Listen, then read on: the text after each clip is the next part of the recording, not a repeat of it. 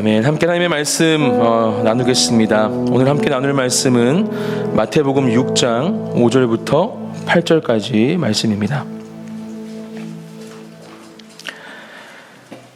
마태복음 6장 5절부터 8절까지 말씀. 네, 오늘은 5절부터 8절까지 말씀을 함께 읽도록 하겠습니다. 함께 봉독하겠습니다. 시작.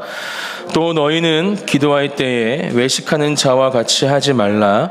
그들은 사람에게 보이려고 회당과 큰 거리 어귀에 서서 기도하기를 좋아하느니라. 내가 진실로 너희에게 이르노니 그들은 자기 상을 이미 받았느니라. 너는 기도할 때에 내 골방에 들어가 문을 닫고 은밀한 중에 계신 내 아버지께 기도하라. 은밀한 중에 보시는 내 아버지께서 갚으시리라.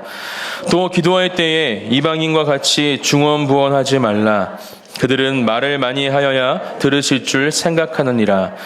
그러므로 그들을 본받지 말라. 구하기 전에 너희에게 있어야 할 것을 하나님 너희 아버지께서 아시느니라. 아멘. 제가 잠시 기도하겠습니다. 사랑의 하나님, 감사합니다. 오늘도 귀한 예배의 자리로 또 말씀과 기도와 찬양의 자리로 우리를 불러주셔서 감사합니다. 하나님, 온 마음을 다해 주님을 예배하고 또 주님 한 분만을 바라는 이 예배의 자리, 기도의 자리가 되게 하여 주시옵소서. 하나님을 향한 갈급함을 가지고 나온 하나님의 자녀들을 만나주시고 또 그들에게 역사하여 주시어서 오늘 이 말씀을 통해서 우리에게 필요하고 또 생명이 되는 말씀을 통해 우리가 다시 한번 새로워지는 또 우리 믿음의 고백이 결단이 주님 앞에 온전히 올려지는 예배의 자리가 될 수 있도록, 기도의 자리가 될 수 있도록 주님 함께 하시고 일하여 주시옵소서. 감사드리며 예수님의 이름으로 기도드립니다. 아멘. 죄송해요. 땀 좀 잠깐 닦겠습니다.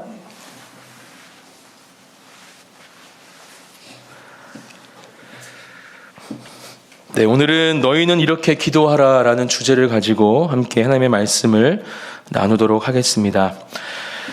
사랑하는 성도 여러분, 여러분은 하나님께서 허락하신 인생의 시간들 가운데 가장 즐거운 시간은 언제라고 말할 수 있으십니까? 또 무엇을 하실 때 나는 가장 즐겁다 이렇게 고백하시겠습니까? 똑같은 24시간을 우리는 살아가지요. 하지만 우리가 하는 일, 또 우리가 만나는 사람들은 각기 다르기에 아마 어떤 시간이 가장 즐거운 시간이냐는 저의 질문에 답을 해주신다면 그 답들은 모두 다를 것입니다. 이 질문에 대한 답을 이야기하기 전에 먼저 목사님 한 분을 소개시켜 드리고 싶습니다. 이분은 영국의 목사님이시고 이름은 윌포드라는 이름을 가지신 목사님이십니다. 시각장애를 가지신 이 목사님은 앞이 보이지 않는 삶 가운데 이러한 놀라운 고백을 하셨습니다. 내 기도하는 그 시간이 그때가 가장 즐겁다. 왜 이 고백이 놀라운 고백입니까? 앞이 보이지 않는 삶을 살아가는 게 어떤 삶입니까? 제가 감히 그 삶에 대해서 이야기할 수는 없겠지만 아무런 장애가 없는 사람도 이런 고백을 하기가 힘든데 어떻게 이러한 고백으로 하나님 앞에 설 수 있었을까 저는 생각해 보았습니다. 이 놀라운 고백은 이 윌포드 목사님의 친구를 통해서 지금 우리가 부르고 있는 찬송가의 가사에 실리게 됩니다. 찬송가 482장 내 기도하는 그 시간을 작사하신 분이 바로 제가 방금 말씀드린 윌포드 목사님이십니다. 이 찬송가의 원래 제목은 스윗 아워라는 제목입니다. 우리말로 하면 달콤한 시간 이렇게 번역할 수 있겠죠. 얼마나 기도하는 시간이 좋으셨으면 이렇게 제목을 지으셨을까. 달콤한 시간, 그 듣기만 해도 행복해지지 않으십니까? 저만 행복해지나요? 저는 이 찬송가의 가사를 읽으면서 또 부르면서 나도 매일 이 고백을 하나님 앞에 드리면 참 좋겠다라는 생각을 해보았습니다. 누군가 나에게 가장 즐겁고 행복한 시간이 언제냐고 물어본다면 언제든지 자신 있게 오늘 이 윌포드 목사님처럼 하나님께 기도하는 시간입니다 라고 답할 수 있는 사람인가 또 스스로에게 물어보는 시간이 되기도 했습니다. 축복합니다. 오늘 함께 말씀을 나눈 후에 저와 여러분들은 자신 있게 기도하는 그 시간이 가장 즐겁습니다 고백할 수 있는 저와 여러분들이 되시기를 예수님의 이름으로 축복합니다. 아멘. 하지만 이 고백이 그렇게 쉬운 고백이 아니라는 것을 우리는 잘 알고 있습니다. 많은 사람들이 기도하는 것을 참 어려워합니다. 신앙생활을 많이 한 사람들도 신앙생활 중에 가장 어려운 것이 무엇이냐 물어보면 기도가 제일 어렵습니다라고 답한 사람이 참 많이 있죠. 또 어떻게 기도해야 할지 몰라서 고민을 내어놓고 상담을 원하는 분들도 많이 있습니다. 또 심지어는 기도가 정확히 뭔지 모르고 기도하는 사람도 크리스찬 가운데에는 있죠. 기도는 무엇입니까? 또 여러분은 기도에 대해서 어떻게 정의하시겠습니까? 오늘 본문 말씀을 나누기 전에 이 기도에 대해서, 기도가 무엇인지에 대해서 잠깐 나누고 본문 말씀으로 들어가도록 하겠습니다. 첫 번째 기도는 호흡입니다. 아마 기도에 대해서 설명하는 표현 중에 가장 많이 쓰는 표현 중에 하나일 겁니다. 우리가 숨을 안 쉬고 살아갈 수 없듯이 기도 없이는 우리의 신앙과 믿음을 유지하고 지킬 수 없습니다.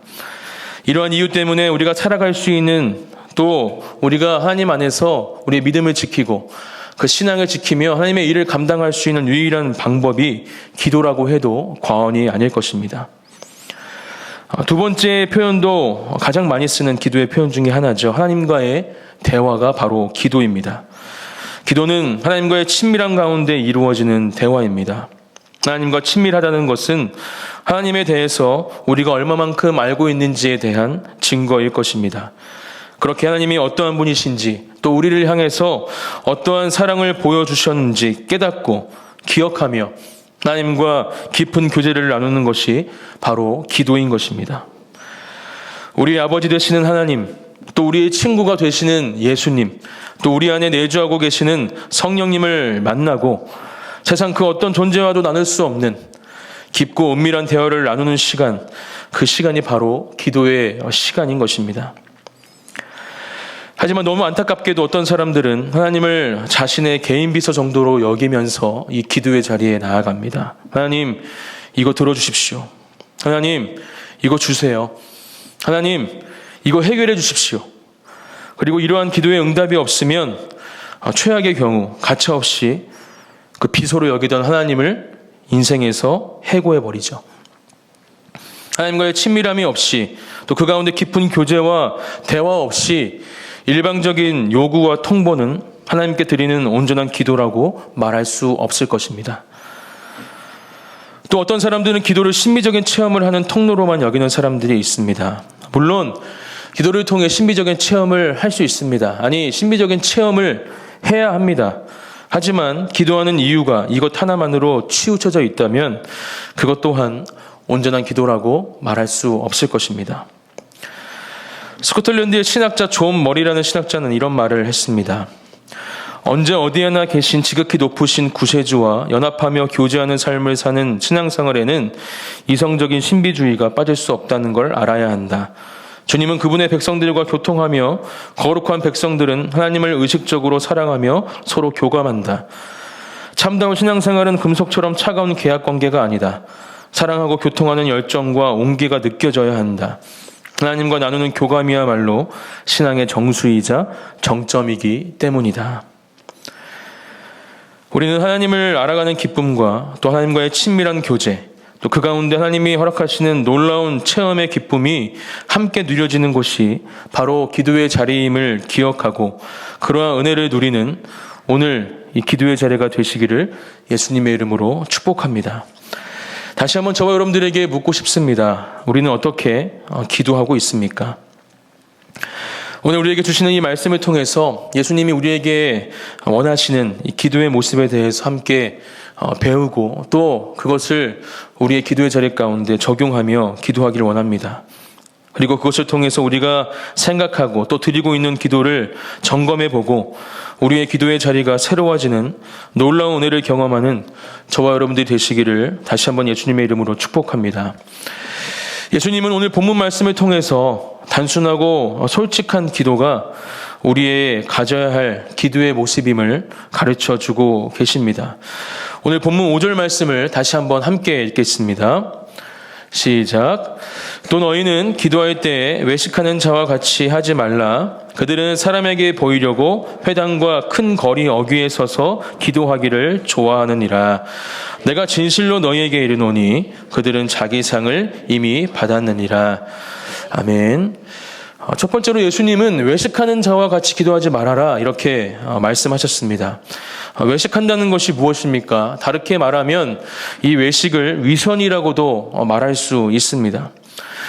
오늘 5절에서 말씀하신 이 외식하는 자와 같이 해서 외식은 헬라어로 번역해 보면 영국배우라는 뜻을 가지고 있습니다.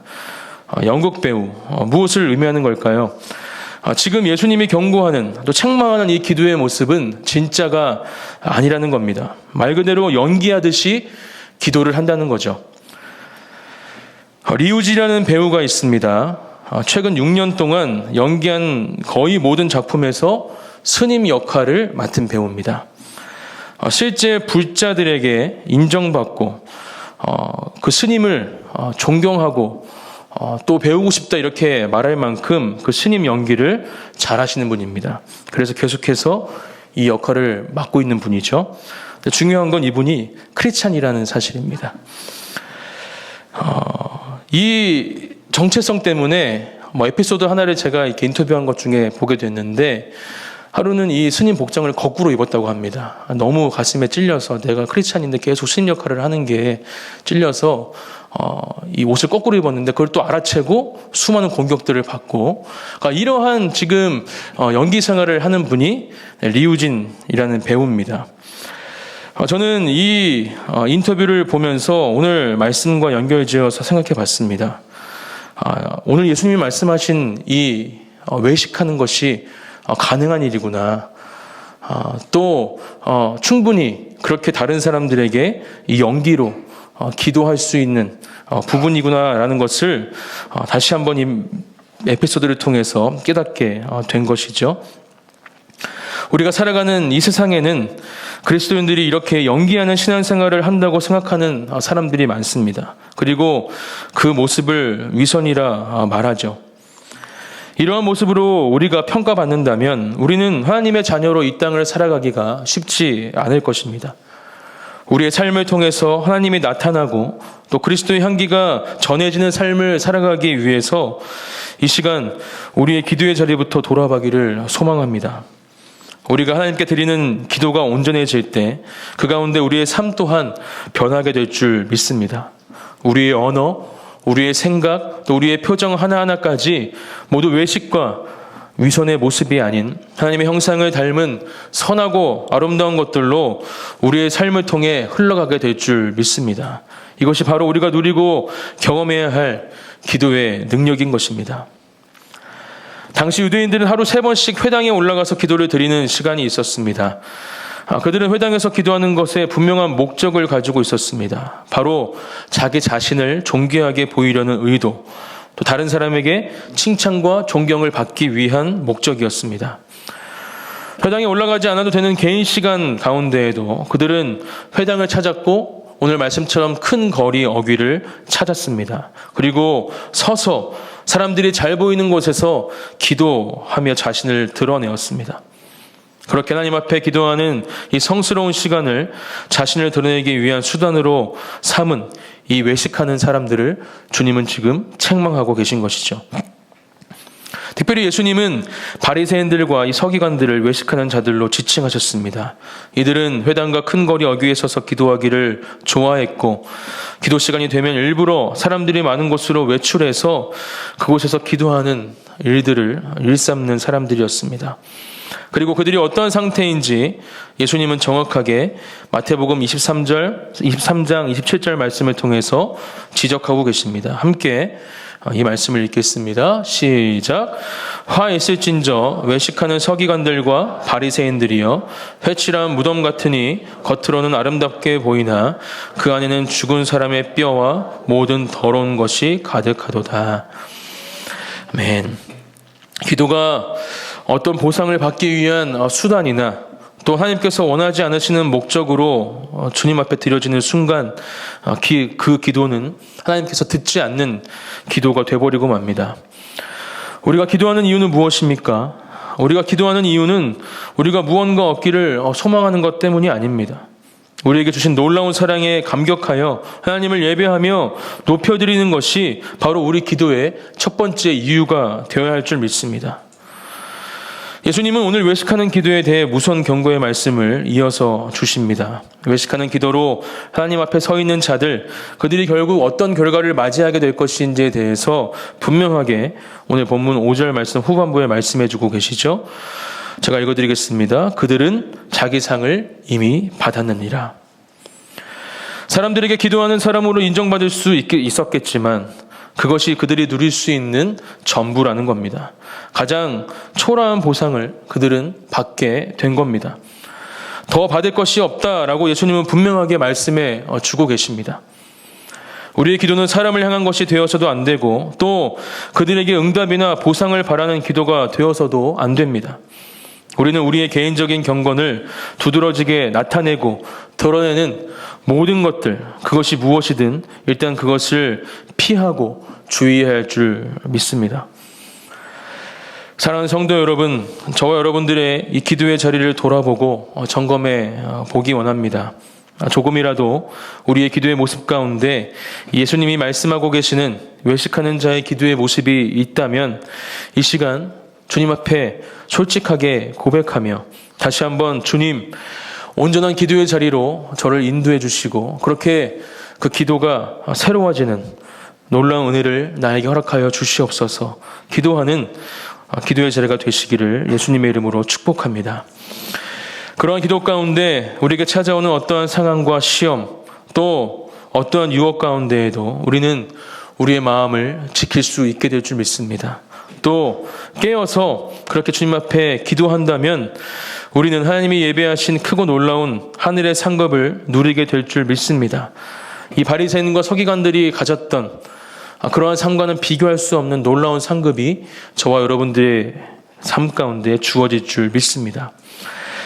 자녀를 얻기 위해서 간절한 마음으로 하나님께 나아갔던 한나의 기도, 또 죽으면 죽으리라 결단하며 왕 앞으로 나아갔던 에스더의 기도, 또 십자가상에서 간절하게 하나님께 부르짖어 기도하시던 예수님의 기도, 성경에 기록된 이 위대한 기도들은 연극이 아니었습니다. 그 기도는 하나님을 향한 깊은 신뢰와 사랑을 바탕에 둔 간절하고 진실한 기도였습니다. 우리의 기도가 바로 그러한 기도가 되시기를 예수님의 이름으로 축복합니다. 아멘. 두 번째, 예수님은 골방에서 기도하라 말씀해 주고 계십니다. 오늘 본문 6절 말씀을 다시 한번 함께 읽겠습니다. 시작. 너는 기도할 때에 내 골방에 들어가 문을 닫고 은밀한 중에 계신 내 아버지께 기도하라. 은밀한 중에 보시는 내 아버지께서 갚으시리라. 아멘. 예수님은 먼저 기도할 때 기도하는 그 시간에 골방으로 들어가라 이렇게 말씀해 주고 계십니다. 예수님이 말씀하신 골방은 어디를 말씀하시는 걸까요? 먼저는 장소적인 의미에서의 골방이 필요합니다. 겉모양으로는 드러내는 것을 피할 수 있도록, 겉모양으로 드러내는 것을 피할 수 있도록 사람들이 보이지 않는 장소가 우리에게 필요한 것이죠. 또 산만해지지 않을 수 있는 장소, 또 자유롭게 하나님과 대화할 수 있는, 마음과 기도할 수 있는 장소가 우리에게 필요하다라고 말씀해 주시는 겁니다. 실제로 성경에는 골방에서 기도하는 장면들이 기록이 되어 있습니다. 열왕기하 4장 32절부터 33절 말씀을 제가 읽어드리겠습니다.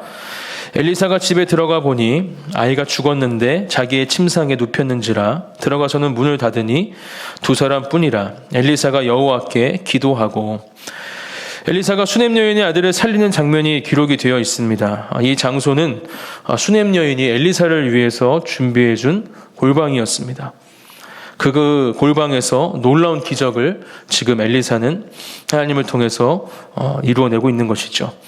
또 사도행전 1장 13절부터 14절에는 다락방에 모인 제자들, 또 예수님의 어머니 여인들이 마음을 같이하여 오로지 기도에 힘쓰는 장면이 기록이 되어 있습니다.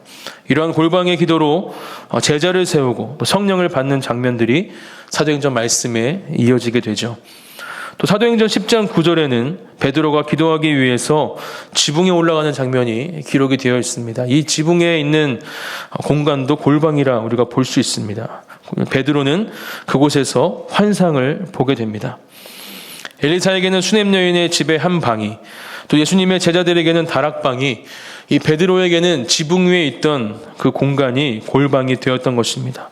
그 가운데 놀라운 하나님의 은혜와 역사를 경험하는 장면들이 성경에 기록이 되어 있는 것입니다.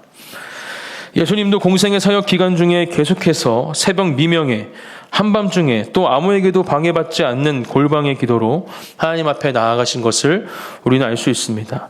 마가복음 1장 35절, 새벽 아직도 밝기 전에 예수께서 일어나 나가 한적한 곳으로 가사 거기서 기도하시더니, 누가복음 6장 12절 말씀, 이때 예수께서 기도하시러 산으로 가사 밤이 새도록 하나님께 기도하시고, 분명히 예수님께서 찾아가시던 골방이 있었던 것이죠. 그리고 그 가운데에서 예수님은 마음을 다해 하나님 앞에 기도하며 나아가셨습니다.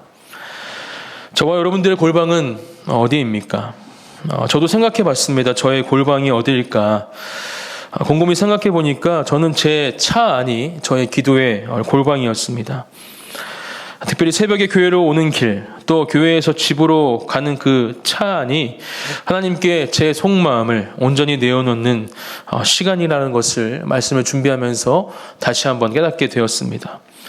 특히 주일 아침 교회로 오는 그 차 안은 하나님을 향한 더욱더 간절한 기도로 주님 앞에 나아가는 시간이 됩니다.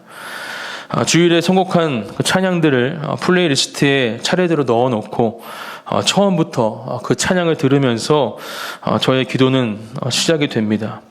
그리고 그날 드려질 예배를 위해서 기도합니다. 정말 매주 드려지는 모든 예배가 중요하고 귀하기에 차 안에서 찬양하며 그 예배를 준비하는 이 기도의 시간이 정말 저에게는 소중한 시간입니다. 아마 윌포드 목사님이 고백한 이 달콤한 시간이 저는 이 시간이 아닐까 싶습니다.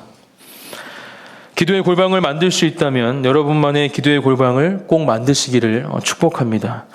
그곳이 어디이든 상관없습니다. 아무런 방해와 간섭을 받지 않고 하나님을 만날 수 있는 장소라면, 그렇게 기도할 수 있는 곳이라면 그것이 바로 기도의 골방이 될 수 있습니다. 두 번째, 예수님이 말씀하시는 골방은 영적인 의미에서의 골방입니다. 예수님은 골방에 들어가라 이렇게 말씀하시면서 문을 닫고라는 표현을 쓰고 계십니다. 왜 예수님은 굳이 문을 닫고라는 표현을 쓰셨을까?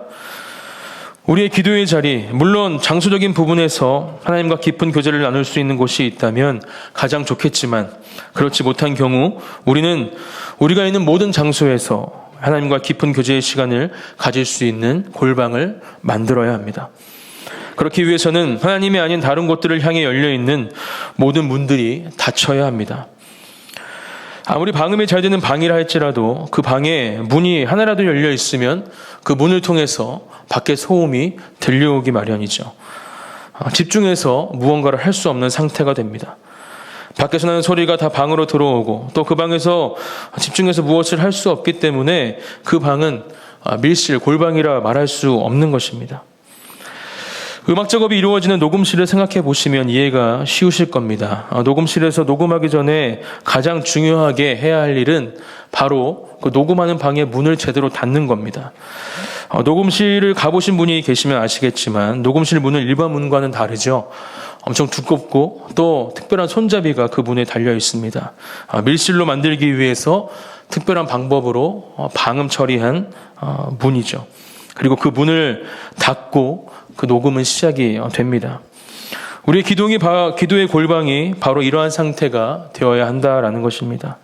우리가 있는 곳이 어디이든, 또 우리는 하나님께 기도하는 모든 순간, 모든 장소가 이런 골방이 될 수 있도록 우리는 우리의 골방에 열려있는 다양한 문들을 닫는 것부터 선행되어야 합니다.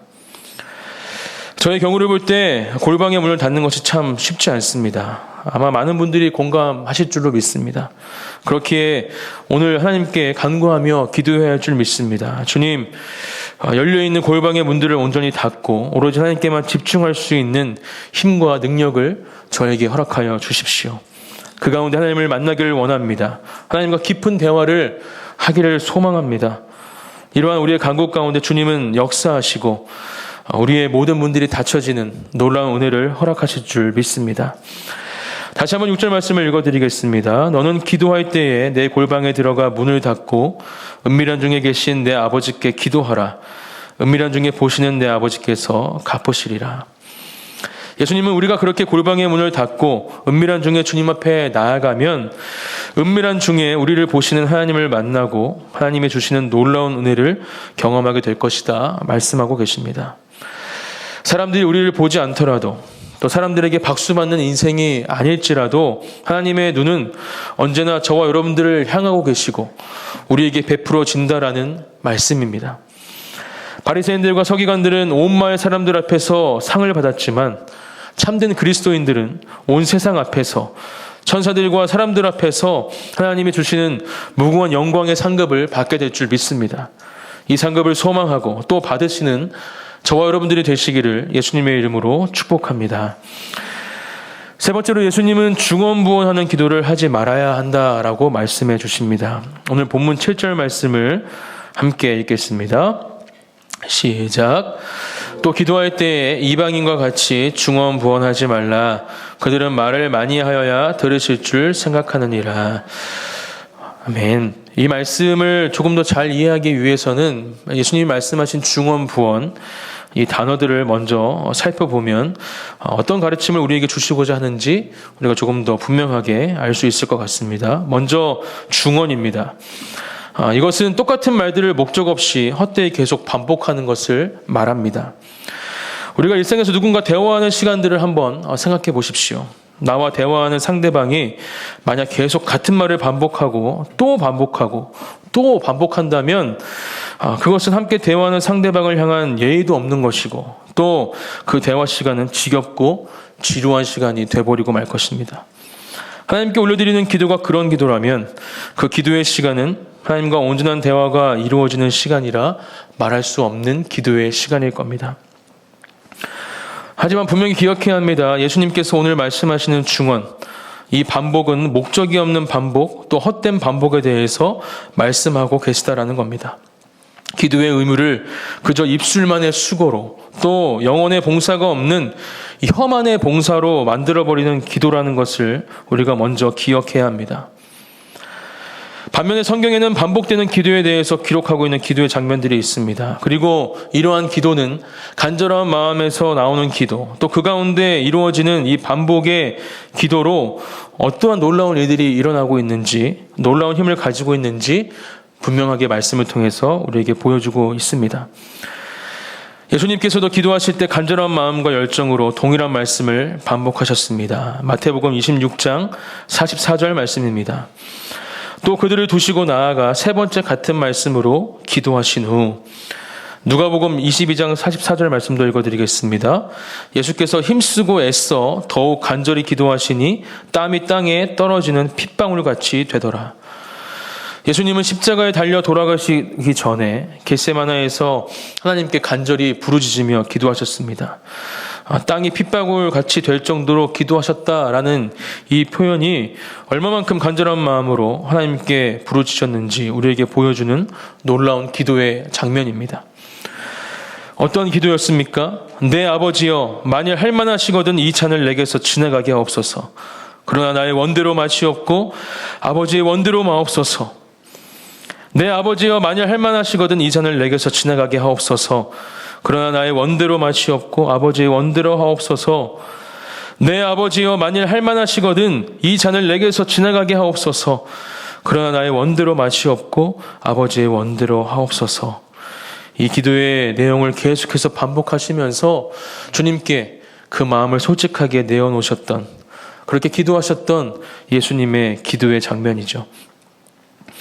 시편 136편 말씀도 1절부터 26절까지 여호와께 감사하라는 말씀이 계속해서 반복되면서 시편을 읽고 묵상하는 독자들에게 하나님을 향한 이 감사의 마음을 충만케 해줍니다. 사랑하는 성도 여러분, 우리의 기도를 돌아보고 점검하는 이 시간 가운데 헛되이 반복하는 기도의 문장은 없었는지 살펴보시기를 바랍니다. 그리고 그런 문장들이 있다면 그 문장들을 다시 한번 예수님께서 기도하셨던 것처럼 이 시편의 고백처럼 우리의 간절한 마음으로 드려지는, 또 진실한 마음으로 주님께 올려드리는 기도의 문장으로 바뀌어지는 놀라운 은혜가 우리에게 주어지는 것을 믿음으로 고백하며 그렇게 기도하는 저와 여러분들이 되시기를 예수님의 이름으로 축복합니다. 두 번째는 부원에 대해서 말씀하십니다. 고대 사람들의 결점은 기도를 하면서 장황하게 말을 많이 하는 것이었습니다. 특별히 오늘 말씀하시는 것처럼 이교도들은 그들이 길게 기도하면 하나님이 어쩔 수 없이 그들의 기도를 들어주실 것이라 생각하는 경향이 있었고, 또 많은 유대인들도 그러한 확신을 가지고 있었습니다. 레위라는 랍비도 이런 말을 했다고 합니다. 길게 기도하기만 하면 누구든지 응답받는다. 얼마만큼 잘못된 기도의 인식을 가지고 있었는지 이 랍비의 고백을 통해서도 우리는 알 수 있습니다. 장황한 기도는 왜 하게 되는 것일까요? 교만한 마음, 또 미신, 또 혹은 하나님께 우리의 논리를 알려드리거나 조목조목 제시해 드려야 한다는 생각, 또 이러한 잘못된 생각과 마음에서 이 부원의 기도가 시작됩니다. 기도는 하나님이 알지 못하는 어떤 것을 하나님께 알려드리는 것이 아니죠. 또 기도는 하나님의 마음을 바꾸시도록 요청하는 것도 아닙니다. 기도는 우리를 창조하신 창조주께 피조물이, 또 제자가 그 주인에게 경배함으로 드리는 복종입니다. 잠시 후에도 나누겠지만 하나님은 이미 모든 것을 알고 계신 분이신 줄 믿습니다. 그리고 저와 여러분들을 향해서 세상 그 어떤 사람과 비교할 수 없는 관심과 사랑을 가지고 계신 분이 바로 우리 하나님 아버지이십니다.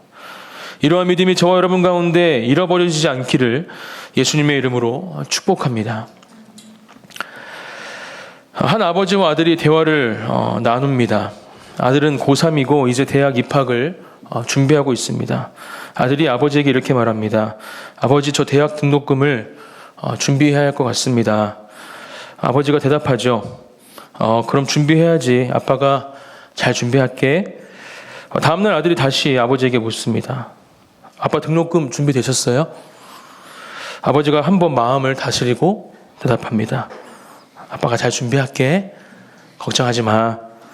다음날 다시 아들이 아빠를 찾아옵니다. 아빠, 등록금 하는 순간 아버지가 아들의 말을 멈추게 하고 잠깐 아빠 좀 볼까? 이렇게 하고 방으로 데리고 들어갑니다. 그 이후에 어떤 일이 일어나는지는 잘 모르겠습니다. 성도 여러분, 이 아버지가 자녀를 향한 계획을 언제부터 가지고 있었을까요? 아무리 최소한의 시간을 우리가 생각해 봐도 아마 태어나는 순간부터일 겁니다. 이 아이를 어떻게 키울 것인지, 또 내가 이렇게 준비해서 대학도 잘 보내고 결혼도 잘 시켜야지, 이게 보통의 부모들이 아이가 생겼을 때 갖는 계획입니다. 하물며 우리를 창조하신 하나님은 어떠시겠습니까? 하나님은 저와 여러분들을 향한 크고 놀라운 계획을 태초 전부터 갖고 계신 분이신 줄 믿습니다. 또 지금도 그 계획을 이루어 가시는 분이십니다. 이러한 믿음이 있을 때 우리는 중언부언으로 기도할 이유가 전혀 없습니다. 전능하고 위대하신 창조주 하나님을 찬양하며 높여드리는 고백과 믿음으로 우리의 기도의 내용은 충분히 채워질 수 있는 것입니다. 이 시간 저와 여러분의 기도 시간을 온전히 하나님을 찬양하고 예배하는 시간으로 하나님 앞에 드려보시기를 축복합니다. 그렇게 우리의 마음을 온전히 올려드릴 때, 우리가 엎드려 주님 앞에 기도할 때 주님은 일하실 줄 믿습니다. 우리를 만나실 줄 믿습니다. 우리의 은밀한 대화를 들으시고 그 가운데 놀라운 일을 행하실 줄 믿습니다. 이제 말씀을 정리하겠습니다. 오늘 본문 말씀 8절 말씀을 마지막으로 함께 다시 한번 읽겠습니다. 시작. 그러므로 그들을 본받지 말라. 구하기 전에 너희에게 있어야 할 것을 하나님 너희 아버지께서 아시느니라. 아멘. 오늘 본문이 8절의 말씀이 우리의 믿음의 고백이 되어야 하고, 또 이 고백이 바로 우리가 하나님께 드리는 기도의 시작입니다. 하나님과의 기도를 통해서 참된 평안을 얻고 또 우리의 삶이 하나님이 주시는 놀라운 능력과 은혜를 경험하는 삶을 살아가야 함에도 불구하고 그것을 누리지 못하고 경험하지 못한다면 그 이유는 한 가지입니다. 우리의 기도의 내용이 하나님께 무엇을 구하는 기도가 주를 이루고 있고 또 그 제목들의 응답이 나의 생각과 기준과는 다를 때 그렇게 그때 찾아오는 하나님을 향한 원망, 질문, 의심 때문에 우리는 온전한 기도의 자리로 나아가지 못합니다. 하지만 오늘 우리 예수님께서 우리에게 주신 이 말씀, 구하기 전에 너희에게 있어야 할 것을 하나님 너희 아버지께서 아시느니라 하는 이 놀라운 은혜의 말씀을 우리가 다시 한번 마음속에 새기고 기억하며 붙잡고 우리의 기도의 자리로 나아간다면 우리는 우리의 기도의 시간들을 통해 하나님의 놀라운 일들을 경험하게 될 줄 믿습니다. 우리를 창조하신 분이 우리 아버지 되시는 하나님이시기에 우리를 가장 잘 아시는 분 또한 하나님이신 줄 믿습니다. 하나님은 전능하고 위대하신 우리의 창조주이십니다. 하나님은 우리의 모든 것을 아시는 분입니다. 하나님은 저와 여러분들을 향한 놀라운 사랑과 계획을 태초전부터 가지고 계십니다. 하나님은 우리의 기도를 들으시고 가장 좋은 방법으로 가장 좋은 때에 응답해 주실 것입니다. 아멘. 이 시간 제가 처음에 말씀드렸던 찬송가, 내 기도하는 그 시간, 이 찬송가를 함께 찬양하고 함께 기도의 자리로 나아가면 좋겠습니다. 네, 우리 생근홍자님 반주해 주시고요. 이 내 기도하는 그 시간, 이 찬송가의 가사를 저와 여러분들의 기도의 고백으로 주님께 올려드리면서 그렇게 하나님 기도하는 그 시간이 나에게 가장 즐거운 시간이 되기를 소망합니다. 이런 간절한 마음을 가지고 찬양하며 나아가겠습니다.